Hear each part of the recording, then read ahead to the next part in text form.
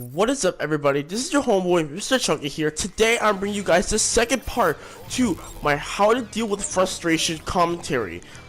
Last part we discussed on how frustration had an impact on you and how frustration was basically a game changer in a sense, and basically talked a little bit about what frustration was and the difference between rage and frustration, except we slightly touched base on each one of those topics.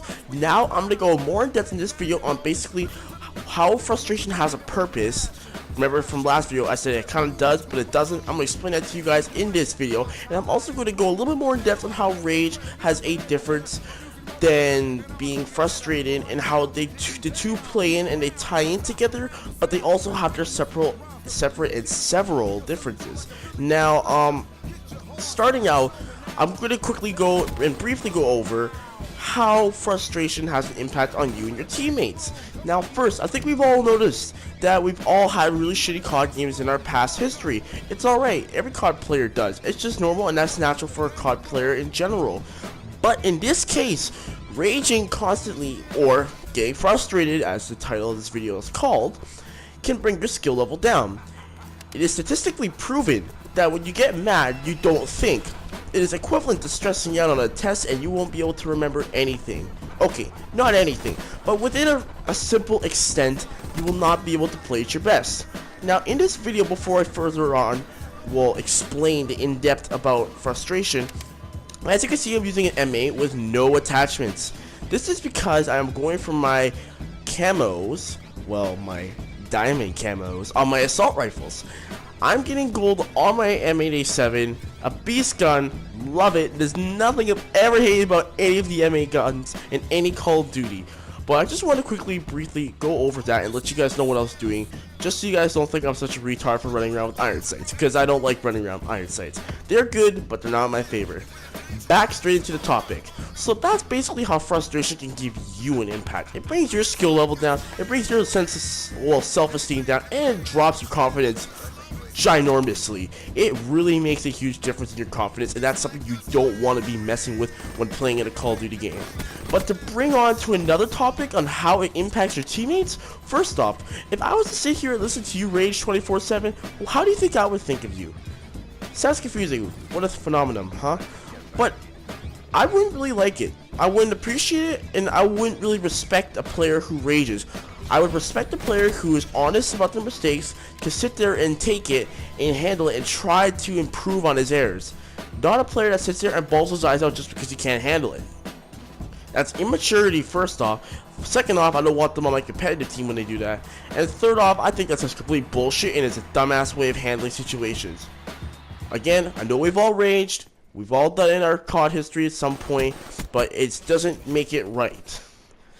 Even I've raged. I've had really bad games. I had a really bad raging habit, and if you do it too much, you can get a huge bad habit, and it's hard to break until you realize the big scheme and the big idea behind the picture. Anyways, moving on. How are rage and frustration related, but how do they have differences and purposes? Well, as I said before, rage is you just bawling out. It doesn't get any more simpler than that. Frustration is the exact same thing. You're bawling out, but with a purpose. Now, more in depth on this, frustration is bawling out, don't get me wrong. It is anger built up inside you over time that actually can have a purpose, because it means you give a shit. The purpose of anger means you give a shit. It means you want to make it better, but you just don't know how to handle it. And as I said before, the situation is only as bad as the way you handle it. Now, anger is a bitch.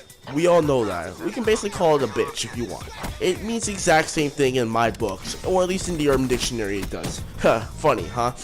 But really, there's a simple and simplistic way to dealing with anger, and that's just, again, don't worry about it.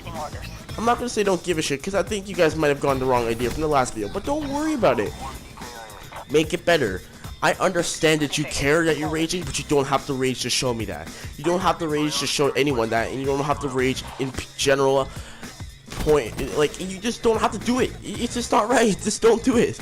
Just don't rage. No one will like you. We understand you care, but don't show it that way. Be like, oh man, I should have done this better, but don't worry, I'll work on it. I'll improve it for next time.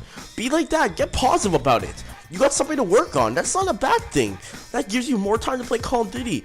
That's what makes you enjoy the game. You learn something. You know, when you get better at that, you kick more ass. Then you have more fun. Isn't kicking ass fun? Is it winning fun?